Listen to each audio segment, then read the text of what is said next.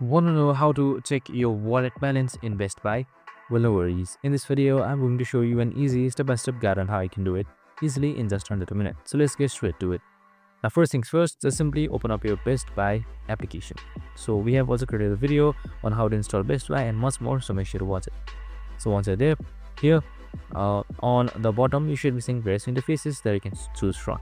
So right here, you should also be seeing wallet. It should be right beside Discover, so you can just things like that. So now once you have selected wallet, your wallet balance should appear right here. So just simply select view your wallet, and once that is done, after a few moments your wallet should be viewed.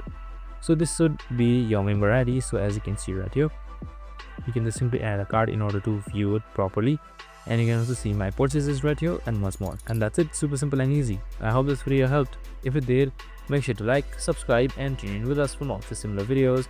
See you in the next one.